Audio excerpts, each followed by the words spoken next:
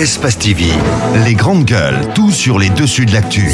Ahmed Camara, Zachary Milimono, Roby, Mohamed Djibril Camara, Moussa Moïsila, Lamine Girassi forment les grandes gueules. Bienvenue chez les GG, ce lundi matin, 1h30, vous aider à mieux comprendre l'actualité, les dessous de l'actu, c'est ce que nous essayons de faire tous les matins à travers Espace évidemment. L'émission à retrouver à 18h GMT sur Suite FM et 22h30 sur Espace TV. Vous êtes en région, vous nous écoutez du côté de Cancan sur Radio Espace Cancan évidemment sur 99. Merci de votre fidélité. On s'intéresse à l'actualité dans cette émission, on essaie de revenir sur l'actu majeur. On appelle ça tout simplement Politique Week-end. Bienvenue Ahmed Camara, bonjour. Bonjour, merci Lamine. Bonjour Tamba. Bonjour Lamine, bonjour à tous. Bienvenue Jacques Léwa-Leno, bonjour. Bonjour Lamine. Voilà, bonjour à vous Moussa Moïsila. Bonjour. Bonjour Djibril. Bonjour Lamine. Moussa, le week-end ça a été ou pas du tout? Koussa. Koussa avec... Week-end mouvementé. Oui, j'ai appris que vous avez fait un accident quelque part, non? Non, pas du tout. Ah pardon, bah, écoutez, c'est un Pas autre du Moussa tout. alors. Oui, ça doit être un autre oui, Moussa. Ouais. Ça Vous savez, m'aurait moi, pas étonné, c'est Moussa au masculin. Non, mais je suis très prudent dans la circulation. Ouais. Et j'aimerais dire que ce matin, parce qu'on a quand même eu des informations et j'ai pu le vivre pendant le week-end du côté de l'Ancien Barrage, il y a une société qu'on appelle OAS qui travaille depuis maintenant des années dans notre pays. Il y a un goudron qui a été fait. Donc la route a été complètement terminée. Ils ont rendu à l'État guinéen. Et ensuite, la société est revenue parce qu'il y a eu des constats de nid de poule, de défaillance pour une route qui n'a même pas fait 3 mois. Ouais. Et qu'est-ce qu'on fait? Le week-end, on ne travaille pas. On laisse les 2 voies circuler. Le lundi, donc aujourd'hui au moment où je vous parle, c'est un jour ouvrable. On sait tout ce qu'il y a comme trafic routier sur cette voie. Il se permet de barrer complètement une partie de la route et du coup, beaucoup de citoyens n'iront pas à l'heure au travail. Il y a des risques que beaucoup soient virés, il y a des risques que beaucoup de rendez-vous soient annulés parce que tout simplement, une société, de par son incompétence, parce que quand vous faites une route et que 3 mois après, il y a des nids de poules là-dessus, on ne peut qu'accuser votre incompétence là-dessus. Ou bien, si vous avez un contrat avec l'État qui n'est pas entièrement respecté, vous n'avez qu'à communiquer là-dessus, mais vous n'avez pas le droit, un jour ouvrable, ce lundi, de barrer une bonne partie de cette route et de créer un énorme embouteillage sans penser aux conséquences que cela peut avoir sur l'économie, mais aussi sur les différents individus, les automobilistes, les usagers de la route. C'est assez grave. Il faut que dans notre pays, qu'il y ait au moins quelques règles. Dans d'autres pays bien organisés, on informe à temps. On dit, tenez, cette voie ne sera pas disponible. La police est mise à contribution pour pouvoir réguler tout cela. Mais ici, chacun peut se lever un beau matin pour aller barrer une voie et cette personne ne pense même pas aux conséquences et l'État, à travers ces différents services, n'agit pas. C'est pas normal. Il faut penser aux citoyens, il faut penser à la vie des citoyens. On descend tous en ville pour chercher son quotidien, pour chercher son pain quotidien. S'il faut se lever à 5h du matin et rester dans les bouchons pendant 3 heures de temps, je pense que ça ne vaut pas la peine. Il faut prendre vos responsabilités OAS. On vous a donné ce contrat il y a longtemps. Si 3 mois après, il y a des colmatages à faire, c'est pas la faute aux citoyens. C'est de votre faute. Prenez vos responsabilités. Je suis d'accord, entièrement d'accord avec toi, Moussa Moïsila. D'ailleurs, ailleurs, on fait ces travaux la nuit, Ahmed Camara. Bien évidemment, c'est ce que je voulais signaler, mais en même temps, je vais dire que c'est brésilien, bien évidemment, comme si vous étudiez l'ethnologie, vous allez voir qu'on est tous pareils. Donc ils sont devenus de vrais Guinéens. Ils préfèrent travailler le lundi matin pour qu'on sache vraiment qu'ils existent. Parce que eux travaillent la nuit, on ne saura pas qu'ils existent, on ne saura pas qu'ils ont fait un boulot. C'est quand même décevant. Je pense que c'est un peu partout ici dans la capitale, c'est comme ça. On ne travaille pas sauf le lundi matin. C'est pas normal. Le week-end, on peut bien le faire. La nuit, on peut bien le faire. Je pense que si les autorités nous écoutent, c'est de dire à cette entreprise d'arrêter maintenant ces travaux pour permettre aux citoyens d'aller vaquer normalement à leurs occupations. S'ils voulaient, il y a même des heures creuses. Ces heures creuses, c'est à partir de 10h, 11h. On se dit tout le monde est au boulot. Ils peuvent travailler à ces heures-là. Vous ne pouvez pas commencer un travail à partir de 7h ou 8h pendant que les populations cherchent à aller au travail. Ce n'est pas normal. Allez-y Tamba, pour clore là-dessus. Je ne sais pas quelle langue va pouvoir nous servir finalement pour que l'État comprenne ce qui mérite d'être compris. Dernièrement, samedi, je rentrais à la maison après le tournage d'une émission. Je suis tombé sur un accident pas du tout croyable. C'est encore le lieu de rappeler à l'État la nécessité du contrôle technique. On en a besoin dans ce pays. C'est Magbana qui circule. Il fallait être là pour voir comment on peinait à sortir les grandes gueules. le chauffeur et une toute petite fille qui était à côté du côté de Anta, c'était vraiment lamentable. Ouais. Des autorités étaient présentes, on a fait appel à des forces de sécurité qui sont venues là sur le lieu en train de constater les choses. Encore une fois, contrôle technique, on en a besoin, sinon les vies des populations sont en danger. Allez, Ahmed. Oui, il a parlé de contrôle technique, mais sauf que ceux qui faisaient sortir les personnes dans ces voitures, ce sont les populations. Ce n'est pas normal. Donc, au-delà du contrôle technique, il faut aussi des sapeurs-pompiers dans notre pays. Il faut que les sapeurs-pompiers soient équipés. Dans d'autres pays, quand il y a accident, les populations n'ont même pas le droit, peut-être sauver rapidement ces populations, les faire sortir, mais vous n'avez pas le droit. Ici, dès qu'il y a un accident, automatiquement, on te prend, on te met dans un magbana ou dans un taxi, on t'amène à l'hôpital. On peut même te tuer avant que tu n'arrives à l'hôpital. Ce n'est pas normal. Il y a des professionnels en la matière. Ce sont les sapeurs-pompiers. Il faut les équiper. Il faut que ça existe désormais dans notre pays. Allez-y, Djibril. Moi, je me pose la question, combien de routes ont été rafistolées ou refaites et on les retrouve après dans un état de dégradation avancée? Posez-vous la question. Allez à Lambagny, la route au niveau du rond-point de Lambagny. Cette route a été rafistolée il n'y a pas longtemps. Mais allez aujourd'hui constater l'état de dégradation avancée de cette route. Il y a des exemples de ce type foisonnent. Qu'est-ce que le ministère des Travaux publics fait? Parce qu'il y a quand même un bureau d'études qui est chargé de contrôler la qualité du travail qui est fait. Que fait cette structure? Parce que d'après mes informations, je parle bien sûr sous le contrôle de Moussa Moïse qui en sait beaucoup plus que moi. Lorsque le montant des travaux publics, notamment la réfection des routes, dépasse 3 milliards, un bureau d'études doit pouvoir contrôler la qualité des travaux. Mais qu'est-ce qu'on fait? Mais j'ai envie de dire 100 balles et un Mars. Bien. Les grandes gueules. Tout sur les dessous de l'actu. Ici, l'actu rime avec liberté de ton sur Radio Espace. Et c'est jusqu'à 10h30 sur cette antenne. Merci de nous rejoindre, Ahmed. On va aller très vite là-dessus. Un politique week-end. Eh bien oui, nos politiques se sont exprimés ce week-end. On va essayer de prendre tic au tac du côté de l'Abbé. Quand Célou était là, Ahmed. Bien évidemment, Célou était du côté de l'Abbé. Notre rédaction du côté donc d'Espace l'Abbé a réussi à l'interviewer. Vous allez donc suivre quelques extraits tout de suite. Effectivement. Notamment la rencontre Condé et Bahouri. Ouais. Quand Célou s'est exprimé dessus. La rencontre entre le vice-président de l'FDG et M. Alpha Condé, je pense qu'il ne l'a pas rencontré, Bahouri ne l'a pas rencontré au nom de l'UFDG parce qu'il n'avait pas de mandat. Il est un citoyen, il peut rencontrer le président. Il n'avait pas de mandat du parti, donc ce n'est pas au nom du parti qu'il l'a rencontré. Je ne sais pas, parce que je ne connais pas le motif de la rencontre ni le contenu des discussions qu'ils ont eues ensemble, les deux hommes. Les grandes gueules. Réaction, Ahmed. Écoutez, il a tout à fait raison. Ce n'est pas au compte de l'UFDG que le président l'a rencontré. Bahouri aussi n'a pas dit qu'il a été aussi rencontrer le président au compte donc de l'UFDG. Mais ce qui reste clair, ce qui ressort, c'est que le président de la République l'a dit. Il allait anéantir l'opposition. Et il est en train de réussir. Surtout quand c'est loup. Il est en train de réussir. Dire les choses, Ahmed, c'est important. Non, c'est clair. De toutes les façons, il est en train de réussir. Il est en train de réussir son parcours. Oui. Ouais. Parce qu'aujourd'hui, pas mal de partis politiques déjà ont commencé à disparaître.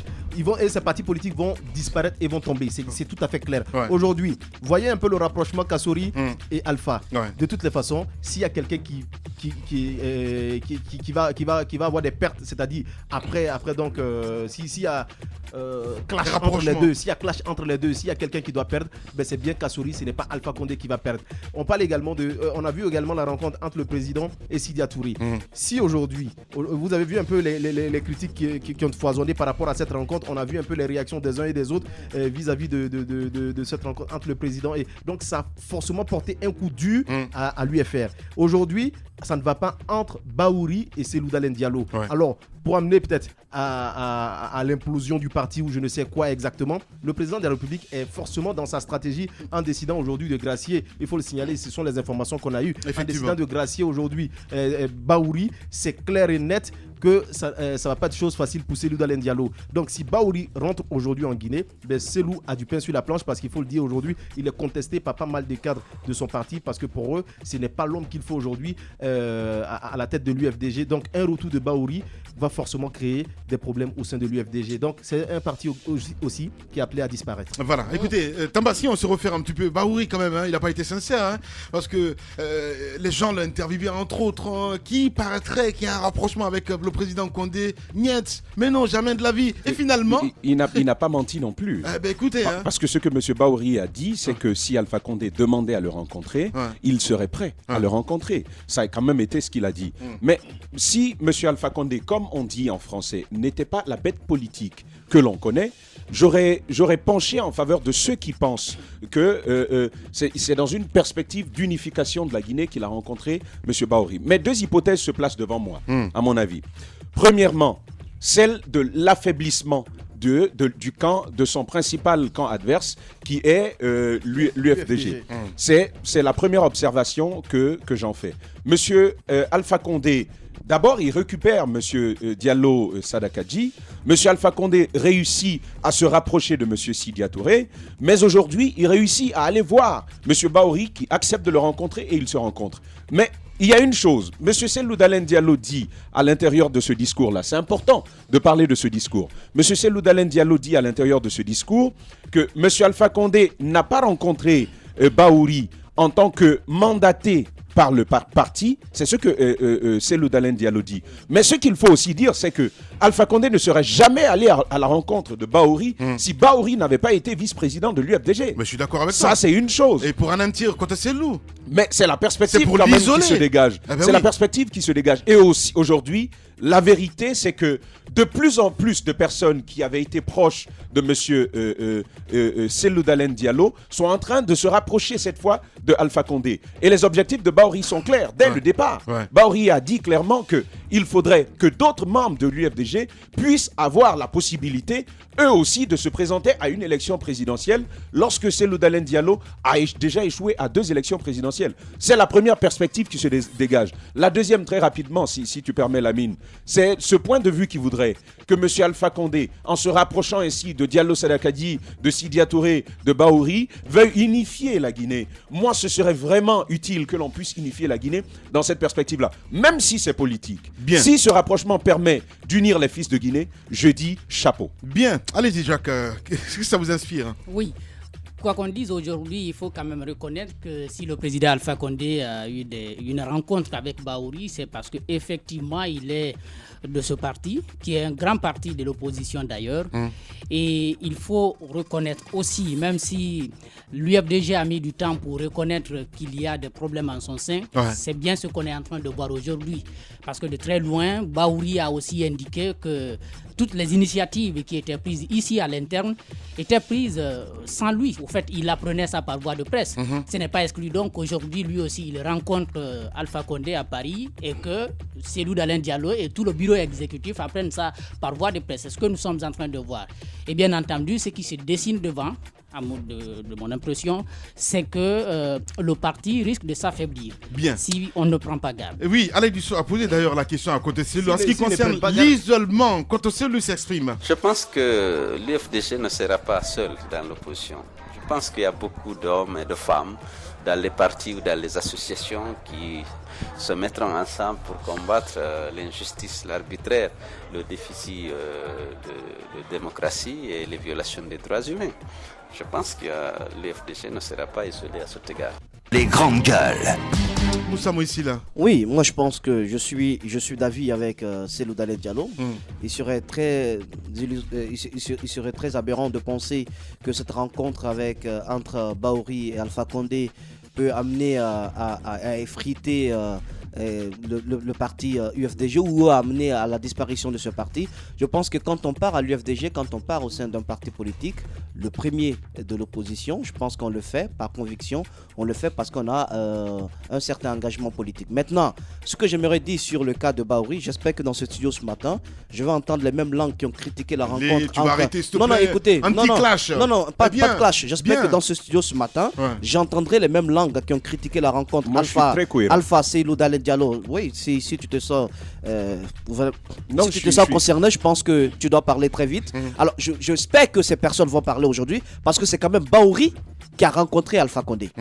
Là, ça ne fait pas assez de bruit. Là, il n'y a pas assez de critique. On ne parle pas d'entorse à une démarche politique. On tu ne me parle cherches, pas... tu me Non, je vous l'ai dit clairement. Oui, mais attendez, c'est quoi cette histoire? Vous n'avez pas les mêmes... Vous n'avez pas la langue déliée c'est pas pareil, sur parce cette que rencontre. il est exilé, Bahouri. Il est exilé pour quelle cause? Bien sûr. Pour quelle raison? Pour quelle raison? Tu le sais très bien, ne me pose pas cette question. Parce qu'il y a eu l'attaque du domicile du président de la République. Il faut arrêter un petit peu. Alors qu'un politique qui n'est pas lié à une attaque quelconque, qui est dans le jeu politique, qui est libre, qui est en Guinée, est parti rencontrer, oui, mais il a été, parce que c'est de son droit, il part rencontrer le chef de l'État et ça crée toutes les critiques qu'il faut. Je pense qu'il faut qu'on soit cohérent dans nos critiques. Mais c'est ce qu'on fait tous les matins, je suis désolé. Bahouri, tu vois comparer Bahouri à Sylvia Touré quand même. Laissez-moi finir de parler. Voilà, mais non, vous avez bien écouté on va essayer d'aiguiller les auditeurs, parce que c'est ce que tu veux dire. Quand Sylvia Touré a rencontré le président Condé, si on était là, taper sur la table, c'est un traître. Eh bien, je le répète, Moussa Moïsila. Et je suis, moi, je sais ce que je dis, point barre. Voilà. Il faut un moment arrêter. Ne me fais pas parler ce matin, s'il te plaît. Ne me fais pas parler ce matin, Moussa Moïsila. Laissez-moi finir de parler. Moi, je suis cohérent dans mes propos. Merci de montrer que vous êtes cohérent. Bien. Ce que j'aimerais dire, Bahouri, c'est pas quand même n'importe qui. On parle on le dépeint comme l'aile de l'UFDG. C'est quand même quelqu'un qui a son nom associé à l'attaque du domicile du chef de l'État, qui a été obligé de quitter le pays, donc de vivre en exil depuis des années. Quand cette personne rencontre le président de la République, et de surcroît, il est le vice-président du premier parti d'opposition dans notre pays. Je pense que ça devrait créer aussi les mêmes critiques. Mais je vais vous dire une chose. La démarche du président. Pas forcément. La démarche du président. Maintenant, la démarche du président. Bien. Je l'apprécie à plus d'un titre. Vous savez pourquoi? Non. Parce que c'est Bahouri, d'abord, Bahouri, le citoyen qu'il a rencontré selon celui d'Alain Diallo. Ça dépend. Bahouri est le vice-président de l'UFDG. S'il a rencontré Bahouri, c'est pas parce que c'est un simple citoyen, c'est bien parce qu'il il est vice-président de l'UFDG. Ensuite, s'il a rencontré Bahouri, c'est parce que derrière, il y a un calcul politique. Voilà, le calcul politique voudrait... Non, mais je donne plusieurs hypothèses. Le calcul politique voudrait peut-être qu'il y ait une sorte de dégel de l'atmosphère politique et que Bahouri puisse retourner au pays. Si cela se fait, si le chef de l'État est dans cette perspective, je pense que c'est assez salutaire. Il le fait aujourd'hui, je pense pas pour des raisons électoralistes, parce qu'il ne se présente. Oui, ça dépend, d'accord. Mais je suppose qu'il ne va pas briguer un troisième mandat. S'il le fait en graciant ses prisonniers politiques, je pense que c'est la Guinée qui gagne. C'est la paix qui va s'instaurer. Finalement d'accord avec et ça Tamba ne peut pas affaiblir l'UFDG. Allez-y, Djibril. Moi, je respecte l'analyse de Moussa Moïsila, mais je trouve qu'aujourd'hui, il détourne le débat. Complètement. Oui. Il met le cœur dedans. Je crois que c'est quand même, on parle quand même d'une rencontre inédite. D'une rencontre qui, il y a quelques mois, relevait de la science-fiction. Mais en politique, tout est possible. Moi, cette rencontre me fait dire un certain nombre de choses. D'abord, Bahouri. Après, on lui pose la question, no comment. Oui, Bahouri qui est quand même pariarisé au sein de l'UFDG, qui est isolé, a quand même cette rencontre le met sur orbite. Parce que, non mais écoute, c'est ce que l'UFDG veut bien faire croire aux gens. Mais écoute, on va pas prendre des vessies pour des lanternes, Lamine. C'est clair, aujourd'hui, la rencontre entre le président de la République et Bahouri met incontestablement ou remet sur orbite Bahouri qui n'est pas qui est isolé au sein de l'UFDG. Et vous savez, Bahouri, il aime souvent se plaindre que les initiatives qui sont prises au sein du parti sont prises sans qu'il ne soit associé. Donc c'est une façon pour lui d'exister politiquement parlant. Et le président lui a bien tendu la perche. Et il ne faut pas oublier l'autre versant de l'analyse. C'est que les autres l'ont dit, et ils l'ont dit suffisamment. C'est une rencontre qui va encore contribuer à isoler davantage celui d'Alain Diallo, qui n'est pas d'ailleurs, dont l'autorité commence à être contestée parce qu'il n'y a pas d'homme providentiel en politique. Voilà, Djibril. Allez, on continue là-dessus à analyser évidemment politique week-end sur Espace et dans les grandes gueules. Et en ce qui concerne l'avenir politique de l'UFDG, Kotoseulu s'exprime là-dessus. Je ne me bats pas nécessairement pour être président de la République. Je voulais bien l'être pour pouvoir justement engager les réformes nécessaires à l'instauration de la démocratie, de l'état de droit dans le pays pour libérer les Guinéens de la peur, de l'injustice et de la misère. Mais ceci dit, je continuerai mon combat politique. Les grandes gueules. Je me demande plus d'espoir. Il est désespéré un peu. Je me demande quel combat politique Selou veut mener quand il dit je ne voulais. Je me bats pas pour être président de la République. Pour être président de la République. Il se bat pour être quoi exactement? Pour créer entre guillemets le désordre dans le pays ou quoi? Ou créer des manifestations? Non, écoutez, c'est le français. Il a dit, tout le monde l'a entendu. Je pense que je l'ai toujours dit à M. Selou Dalein Diallo et même au président de la République, la communication, il faut toujours faire attention. Il faut faire très attention quand on parle. C'est une erreur de communication. Ça ne se dit pas. Quand il dit, il se bat pourquoi exactement? Le combat qu'il a mené, c'est tout. De communication. C'est une réalité. S'il vous plaît. C'est une boutade. Non, ce n'est pas une boutade parce que je sais que de toutes les façons, c'est pas l'ambition. Le problème de Coton, qui ment, il parle avec cœur, avec émotion et tout ça. Alors c'est grave. Je pense que quand il dit déjà qu'il ne se bat pas pour être président, il décide de pas forcément, il a dit. Il décide de prendre sa retraite. Et comme je l'ai signalé tout de suite, M. Alpha Condé a tendu une perche à Bahouri. Bahouri va attraper cette perche. Il va rentrer au pays. Il va venir se battre pour être le président de l'UFDG. C'est aussi ça. Et ça ne sera pas chose facile. Donc, ce qui peut amener à l'effritement de l'UFDG. Moussa, c'est mon point de vue. Tu es libre. Souffre de. Voilà, il faut essayer de faire violence. Je pense que. Allez-y, Djibril. Je pense que cette déclaration de Selou Dalein Diallo est assez symptomatique de son état. On a l'impression qu'il ne croit plus en la possibilité pour lui d'être président de la République. C'est qui en soi un signe annonciateur, pourquoi pas, de la fin de sa carrière politique. Parce que enfiler des 2 échecs successifs à 2 élections les plus importantes, notamment la présidentielle de la récente présidentielle, la présidentielle de 2015, ne le conforte pas dans sa position de leader naturel de l'UFDG. Aujourd'hui, au sein de l'UFDG, vous savez, il y a plusieurs courants, dont notamment le courant de Bahouri, qu'on appelle l'aile dure du parti. Aujourd'hui, c'est cette aile dure du parti qui se retrouve renforcée par les échecs répétés de Selou Dalein Diallo. Donc, à mon avis, on risque d'assister à un tournant décisif dans la carrière politique de Selou Dalein Diallo. Moussa Moïsila. Moi, je pense que, encore une fois, il y a une cohérence dans ce qu'a dit Selou Dalein Diallo. C'est vrai que quand on entre en politique, c'est quand même la conquête et l'exercice du pouvoir. Mais en même temps, il y a d'autres valeurs que l'on défend à travers son engagement politique. Et c'est ce dont Selou Dalein Diallo veut parler. Et aussi, quand on pense que la rencontre Bahouri-Alpha Condé peut affaiblir Selou Dalein Diallo, moi je dis non. Parce que imaginez. Mais il a dit que c'est un non-événement. Oui, au sein de l'UFDG. Il a rencontré un citoyen. Au sein de l'UFDG. l'histoire. Oui, je ne répète pas l'histoire, la démocratie. J'ai plutôt l'impression que Bahouri peut être perçu comme un traître au sein de l'UFDG. Parce que vous savez, la propension au sein de ce parti, c'est que quand quelqu'un se démarque de la position officielle du parti pour aller rencontrer surtout le professeur Alpha Condé, on dit c'est un traître. Merci. Je pense que ça peut plutôt renforcer. Merci Moussa. Ça peut plutôt renforcer la position de Selou Dalein Diallo. Merci beaucoup mon grand. Allez-y. Il faut quand même mettre un accent sur quelque chose. Bahouri n'est pas petit quelqu'un au sein de ce parti, parce qu'il ne faut pas oublier que c'est le membre fondateur de l'UFDG. Donc, il l'a toujours dit d'ailleurs. Ce sont eux qui ont accueilli Selou Dalein Diallo, même si aujourd'hui il est aimé par la majorité de cette formation politique. Et ce qu'il faut noter, je pense que il est important de revenir sur le dernier congrès qui a vu la réélection de Selou Dalein Diallo à la tête de cette formation politique. Ce que vous ne savez pas, Jacques, c'est qu'il y a une machine qui s'est déclenchée juste pour anéantir Koto Selou. Et j'en suis sûr et certain là-dessus. Entre autres, vous avez ce Sadaka Diallo, je ne sais pas où exactement, du côté de l'abbé là. Oui, on va en parler tout à l'heure. Allez-y, mon grand. Qui peut-être n'a pas voulu le rencontrer selon certaines informations. Il n'a pas voulu. Et aujourd'hui, moi, à mon avis, Selou Dalein Diallo est en train de comprendre que, bien entendu, cette machine est en marche. Et il pourrait, pourquoi pas, comprendre la situation comme Bamadou l'a compris, parce que lui, finalement, il s'était écarté pour lui donner la chance de diriger l'UFDG. Aujourd'hui, il s'est fait une place sur la scène politique guinéenne, même si, si vous voulez, les 2 présidentielles ne lui ont pas permis de devenir président de la République, mais on reconnaît en lui une certaine force. Il reste le chef de file de l'opposition et il a certaines qualités.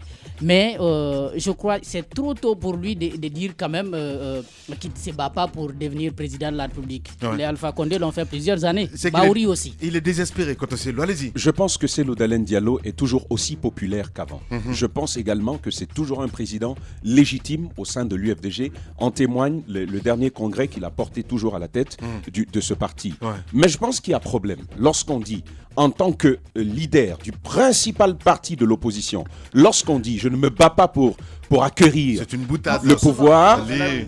Laissez-moi, je vais vous dire. C'est pas à vous de dire boutade à sa place. Je pense qu'il- Laissez Tamba parler. Pardon, Je excusez-moi. pense personnellement qu'il y a problème. Un parti politique, c'est deux choses. On cherche le pouvoir pour l'exercer, c'est la première chose. Deuxièmement, Ouais. contrôler l'action de la mouvance. Ce sont les deux vocations d'un parti politique. Ouais. Mais lorsqu'on vient en parti politique et que l'on se dise je ne me battais pas forcément pour obtenir le pouvoir, je pense que là c'est un aveu de faiblesse. C'est une première chose. Mais la dernière chose, si M. Cellou Dalein Diallo veut militer en faveur des droits humains, si M. Cellou Dalein Diallo veut militer en faveur de la bonne gouvernance, il y a une solution assez banale, c'est de créer son ONG et d'être militant des droits humains, militant de la bonne gouvernance. Tamba. Non, mais Lamine, c'est assez Tamba. logique. Le principal parti de l'opposition vous dit, le président du principal parti de l'opposition a vocation de conquérir le pouvoir et de l'exercer. Bien. Quand on est principal parti de l'opposition, c'est cela. Autrement, vous créez une ONG, vous aidez ceux qui sont pauvres, vous aidez pour que le droit soit plus respecté. Donc, autrement, le Dalai Lama guinéen, quoi, quelque part. Allez, on continue à analyser, évidemment. En politique week-end, vous le savez, samedi, la Cour constitutionnelle s'est prononcée sur les résultats. Et Koto Cellou s'est exprimé dessus du côté de l'abbé avec Alaï Disso. On n'a pas été surpris par la décision de la Cour constitutionnelle. On s'y attendait. C'est pourquoi l'UFDG n'a pas cru devoir faire de recours. Maintenant, la direction du parti va se retrouver pour prendre des décisions sur l'attitude à tenir face à la nouvelle situation. Les grandes gueules. Donc, pas de commentaire là-dessus. Hein, voilà. Oui, C'est important. voilà, il a Quand pas- la Cour s'exprime, personne ne parle. Alors, mais Voilà. Eh ben oui, c'est ça, hein. Quelle attitude, quelle démarche Comment ça, les uns et les mon autres. cher? Ah ben voilà, allez, ton micro n'est pas actif, allez-y. Alors finalement, quelle attitude l'UFDG va adopter ou quelle démarche l'UFDG va adopter avec ses cadres puisqu'ils ont refusé de porter leurs différents recours au niveau de la Cour constitutionnelle. Moi, je pense qu'il fallait le faire et laisser la Cour constitutionnelle faire son travail. Demain, ce sont des témoignages qu'on pourra bel et bien faire. Mais si vous refusez d'apporter vos griefs au niveau de la Cour constitutionnelle, je ne trouve pas ça normal, je ne trouve pas ça légaliste. Pour moi, ils devaient le faire. S'ils ne l'ont pas fait, pour moi, c'est aussi une erreur de leur part. Moussa signalait un aspect. Si le président fait ces différentes rencontres pour amener les Guinéens à être tous ensemble, je suis parfaitement d'accord avec lui. Mais s'il le fait dans sa logique, comme il l'a dit, d'anéantir l'opposition, je ne suis pas d'accord et à mon avis, il serait dans cette position. Ça m'étonnerait beaucoup parce que Personnellement, si on le reconnaît comme président de la Moussa, République, si c'est tu bien permets, parce qu'il y a une Allez-y. Dans ce contexte où nous sommes aujourd'hui, je vais vous dire une chose. Le peuple de Guinée n'a pas intérêt à voir l'UFDG s'affaiblir, à voir l'UFDG disparaître. On a besoin de cette opposition-là, qu'elle soit forte, qu'elle soit solide. On a besoin de cela pour que l'équilibre des pouvoirs soit maintenu, en tout cas au niveau de l'exécutif. Maintenant, en revenant à cette position de M. Cellou Dalein Diallo, je comprends parfaitement ce sentiment de citoyen qu'il a animé, parce que ça anime tous les Guinéens aujourd'hui. Ce refus presque catégorique, presque systématique de faire confiance en notre justice. Mais ce que j'ai salué chez les autres, c'est justement de vouloir présenter, de vouloir afficher cette nature, ce comportement et cette attitude Et quand vous dites républicaine. les autres, entre autres... Les autres, Lansana Kouyaté, Faya Milimono et Papa Koli Kourma, je pense qu'il faut saluer rien que cela. Même si on n'y a pas vraiment cru, c'était intéressant d'aller mettre la Je Cour vous ai dit constitutionnelle quelque devant chose ses ici, Tamba. responsabilités. Excusez-moi de vous interrompre là-dessus. Je vous ai dit quelque chose quand on a eu Papa Koli dans cette émission, Moussa Moïsi. Vous vous rappelez très bien, certains prenaient ça comme si quelque part c'était de la blague, mais c'est une réalité. Il est en train de déprimer Papa Koli. Vous avez vu un petit peu l'incohérence, quand même Ahmed Kamara. Quelle C'est lui le incohérence. premier. Je vous ai dit dernièrement Non, que l'ami. M. Papa Koli Kourma, c'était un de ces leaders qui voulait se faire un peu plus de valeur. Bien. Se vendre beaucoup plus malheureusement, il cher. s'est dévalorisé. C'est ce qui était en train de se faire. D'ailleurs, il est le premier à féliciter Alpha Condé. Oui. Justement. Si vous avez Et vous trouvez que vous- Merci beaucoup, Tamba. Allez-y, mon cher Jacques. Je suis sûr que c'est là où Alpha Condé va le débarquer finalement. Allez-y. Laissez-moi continuer. Moi, je dis donc, Cellou Dalein Diallo dit que ce n'était pas. Au fait, c'est pas étonnant. Ce que la Cour constitutionnelle a communiqué comme résultat définitif, on peut le comprendre parce que, bien entendu, il n'est pas venu rencontrer cette institution. Mais comme Ahmed l'a dit, je pense que c'était important pour ces grandes formations politiques que sont l'UFDG et l'UFR de rencontrer ou disons de porter les recours devant la Cour constitutionnelle.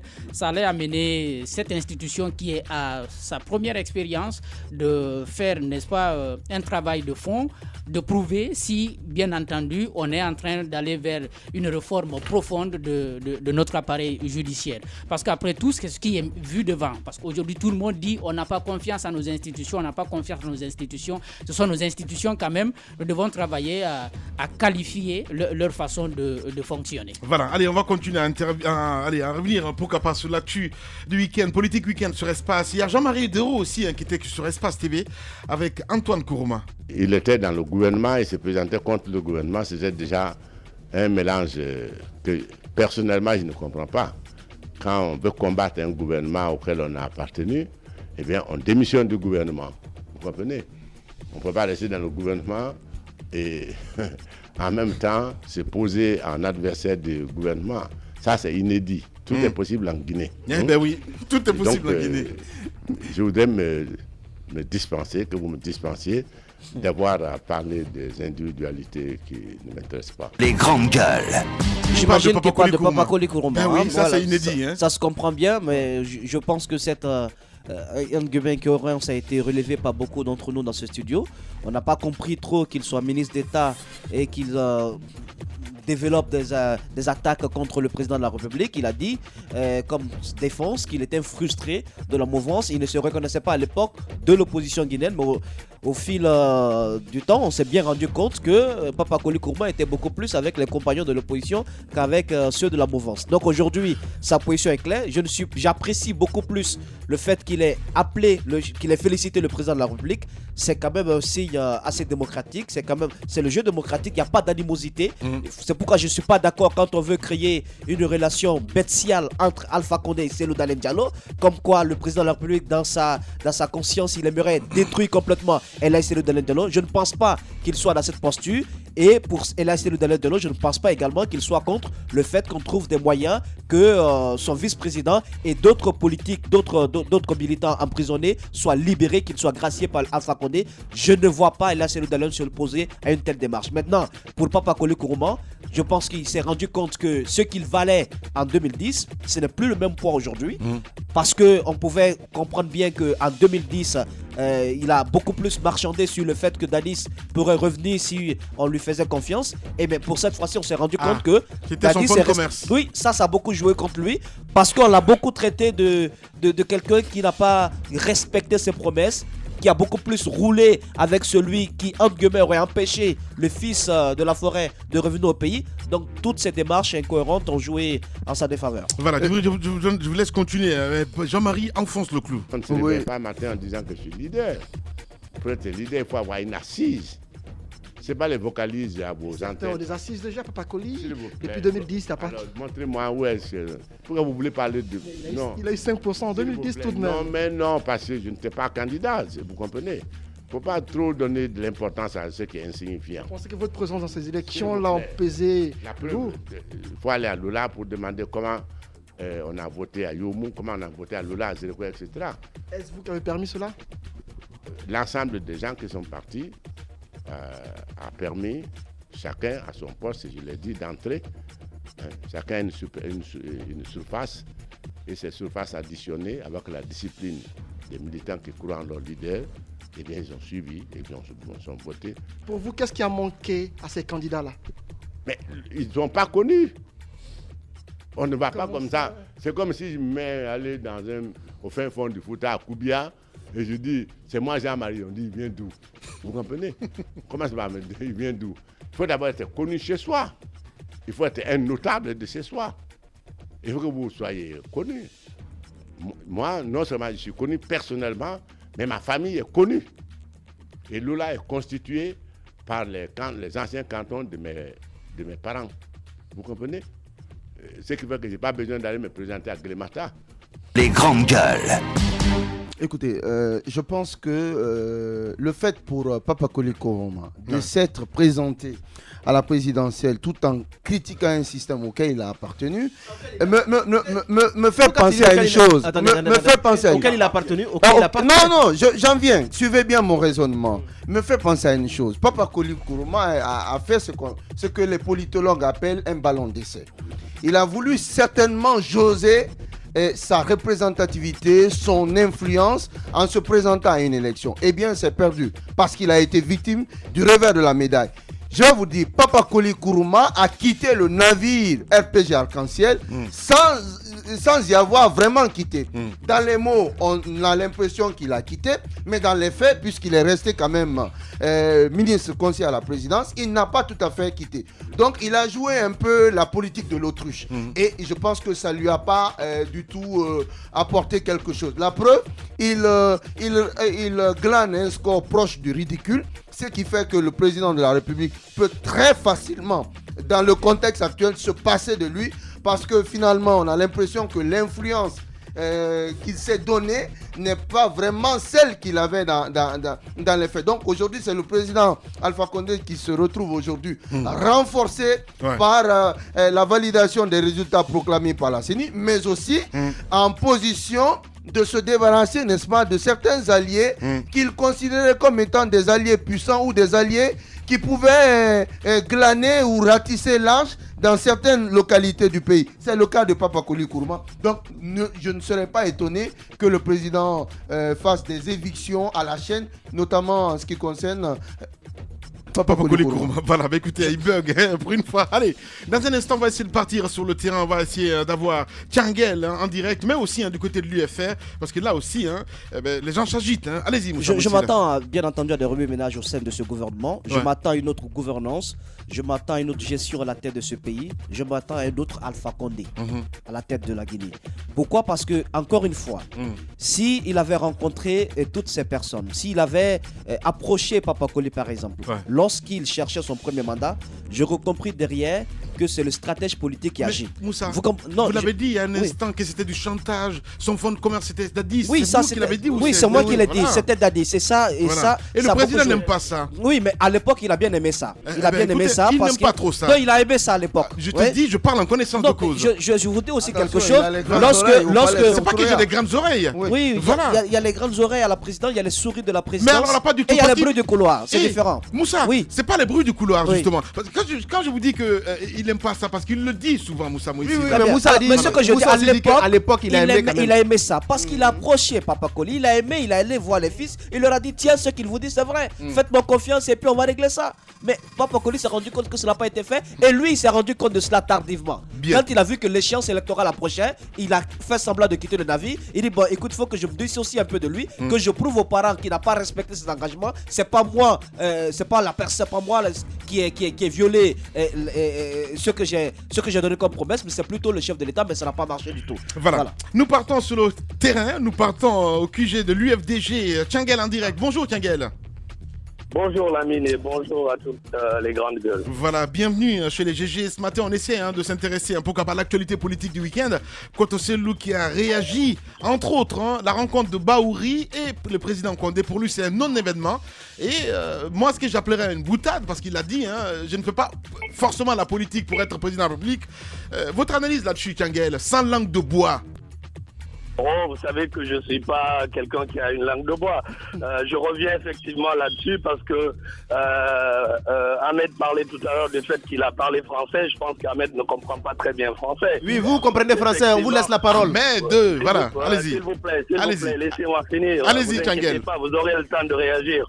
Donc je pense que vous ne comprenez pas bien français parce que effectivement, ce qu'il explique, c'est un processus. Quand quelqu'un dit qu'il ne vient pas à la politique pour forcément être président de la République, c'est parce que son objectif, c'est simplement le changement des comportements dans le pays et le fait que l'instauration de la démocratie soit une réalité. C'est-à-dire que la bataille qu'il mène n'est pas une bataille personnelle pour qu'il soit lui, Cellou Dalein Diallo, le président de la République. l'objectif, c'est le changement social, politique et économique de notre pays. Si ça se limitait uniquement au fait qu'il soit président de la République, les fois où il s'est senti président de la République, où il a estimé qu'il était victorieux, il pouvait prendre des décisions qui pouvaient précipiter le pays dans des désastres qu'on ne pouvait pas contrôler. Mais c'est pour cette raison qu'il dit que l'objectif pour lui n'est pas uniquement d'être président de la République. C'est pas ça son idée. Son idée, c'est d'être là pour travailler pour que le pays puisse avancer. Je crois que c'est ça qu'il faut comprendre. Bien. Maintenant, si on ne peut pas comprendre ça, c'est pas la faute de Cellou Dalein Diallo. Voilà, Tchangel donc en direct ce matin chez les GG et au QG de l'UFDG. On va essayer de partir du côté de l'UFR, entre autres, là de ce côté aussi. Il y a un intervenant qui va s'exprimer dans un instant. Rapidement. Allez, on a entendu. Voilà, alors Tchangel est encore. Non, il n'est pas là. Allez-y, d'accord. Allez-y. Je pense vraiment que c'est vrai. Tchangel, comme beaucoup de personnes peuvent penser qu'il y en a dans ce studio qui ne parlent pas français, je ne vais pas vraiment réagir à cela. Mais ce que je veux faire comprendre à M. Tchangel, c'est de l'amener à partir au-delà du discours qui a été tenu et de prendre en compte deux paramètres. Ce n'est pas le paramètre Cellou Dalein Diallo en tant qu'individu, mais Cellou Dalein Diallo, moi je ne le connaîtrais pas s'il n'était pas président de l'UFDG. On parle là du président de l'UFDG. C'est ma première observation. L'autre observation que je veux faire, c'est aussi rappeler à M. Tchangel la place de l'UFDG aujourd'hui dans l'échiquier politique guinéen. Voilà. On ne peut pas ignorer l'UFDG parce que c'est un grand parti et un grand parti est amené à conquérir le pouvoir. Sinon, qui va le conquérir à la place? C'est le BL ou c'est le GRUP? Merci beaucoup. Allez, nous partons du côté de l'UFR cette fois-ci. Voilà, en direct. Bonjour. Oui, bonjour. Bienvenue. C'est Barry, oui. C'est ça Oui, c'est Barry Boubacar Barry, vice-président du parti et directeur de campagne de M. Sidia Touré. Alors, M. Barry, moi je faisais tout à l'heure... Alors là, vous n'êtes pas la bonne personne. Je faisais le comparatif. Moussa Moïsi là. Non, pas vous, l'invité, allez-y. Oui, il ne voudrait pas que ce soit moi qui pose la question en fait. Voilà. Alors, mais je vais la poser. Il y a un acharnement aujourd'hui Exactement. de M. Girassi contre Sidia Touré. Exactement. Alors là, pas du tout. Comment ça, un acharnement contre Sidia Touré, mon grand? Alors là, pas du tout. Je dis ce que je pense, monsieur. Je suis libre. Je voudrais on vous laisse interpréter les gestes de M. Sidia Touré lors de la rencontre avec le président de la République. Je dis encore une fois, je voudrais replacer le débat. Pourquoi j'ai appelé? Parce que de manière récurrente, j'entends M. Lamine Girassi traiter M. Sidia Touré de traître. Je trouve ça totalement inacceptable. Allez, Barry. Il regarde dans le Larousse. Allez-y. Il faudrait regarder dans le Larousse et savoir c'est quoi être un traître ou trahir. M. Sidia n'a pas trahi un serment. Il n'a pas trahi un engagement. Il a toujours été d'une utilité sociale, mais sans conteste dans ce pays. Il a contribué au développement de ce pays. Comment est-ce que, parce qu'il a rencontré le chef de l'État, on peut le traiter de traître? Je trouve ça assez excessif de la part de M. Girassi et je voudrais vraiment qu'il se ressaisisse. C'est un leader d'opinion qui a énormément de monde qui sont derrière lui et qui lui font confiance. Je vous en prie, arrêtez quand même. Non mais attendez, j'apporte les propos, messieurs. Je ne l'ai jamais traité Sidia Touré de traître, en vrai dire. Voilà, c'est important. Arrêtez. Non mais attendez, Monsieur Barry. Vous ne traitez pas Baouri de traître, vous ne traitez pas Papa Koli de traître, mais dès qu'il s'agit de Sidia Touré, c'est un traître. Monsieur Barry. Allez-y, mon cher Monsieur Barry, recadré. C'est important que vous observiez ce qui a été dit à l'intérieur de ce studio et pourquoi nous le disons. Ce n'est pas traître par rapport à des engagements précis vis-à-vis d'un parti politique, voilà, mais traître envers peut-être sa propre parole. Parce qu'à l'intérieur de ce studio... Quelle parole? Non mais c'est ce que je veux vous dire. C'est ce que je veux vous dire. À l'intérieur de ce studio, il a été demandé à M. Sidia Touré, c'est moi qui lui ai posé la question, il lui a été demandé, est-ce que oui ou non vous seriez prêt à travailler avec Alpha Condé pour le bien de la Guinée? Ce n'est peut-être pas encore à l'ordre du jour, mais la réponse était catégorique. Si vous voulez que je travaille pour la Guinée, votez pour moi, sinon ça ne marchera pas. C'était sa réponse. Peut-on être traître, oui ou non, envers sa propre parole, monsieur? Écoutez, je suis membre du bureau exécutif, je suis vice-président du parti. Nulle part il n'a été discuté d'un quelconque accord. Donc pourquoi vous voulez qu'il ait renié sa parole? Est-ce que vous savez s'il y a des engagements qui ont été pris entre le président Alpha Condé et M. Sidia Touré? Aucun engagement n'est pris. Pendant qu'on vous a au téléphone, pendant qu'on vous a en direct, M. Barry, dites-nous tout alors. Il allait tout simplement voir le président parce que c'est le président de la République, parce qu'il est beau, c'est tout? Mais alors, le président de la République l'appelle au même titre qu'il appelle n'importe qui. C'est-à-dire que la rencontre entre le président et n'importe qui est une banalité, mais dès qu'il s'agit de Sidya Touré, c'est le monde à l'envers. Ouh là là là. Alors là, j'ai l'impression, Moussa, si tu le permets, mon cher ami, j'ai l'impression que vous êtes en train de faire la négation de l'évidence. Ouais. Beaucoup se sont quand même étonnés de voir Sidya qui a axé sa campagne sur la remise en cause systématique des 5 ans de gestion du président actuel. Beaucoup se sont étonnés de le voir échanger des amabilités à la télé avec le président élu. Vous ne pouvez quand même pas ignorer ça, M. Barry. Vous ne connaissez pas le contenu de ce qui a été dit. Vous vous focalisez sur une image et vous extrapolez par rapport à ce qui se sont dit. Et quand M. Sidya Touré est sorti, M. Alpha Condé derrière lui, il a clairement parlé des échanges qu'ils ont eus sur la situation socio-politique. Mais personne ne peut nier la crise que traverse la Guinée aujourd'hui.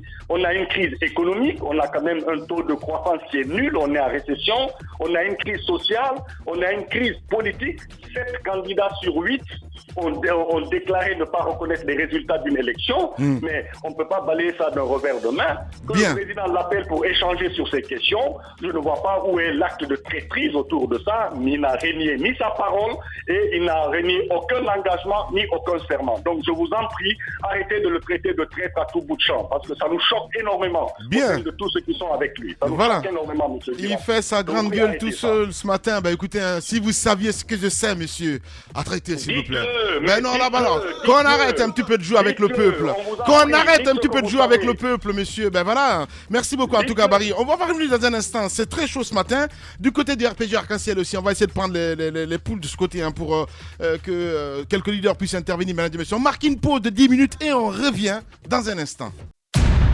Politiciens véreux, fonctionnaires corrompus, promoteurs immobiliers voyous, justice passive. La Guinée devient-elle mafieuse? Les grandes gueules d'Adafo Média ne lavent pas plus blanc, mais vous permettent de défendre votre pays en vous informant. Avec les grandes gueules d'Adafo Média, dénoncez les turpitudes, nous garantissons le secret des sources. Envoyez vos documents à espacefmguinée.info, rubrique Contact. Les grandes gueules d'Adafo Média ou le socle de la liberté d'expression en Guinée.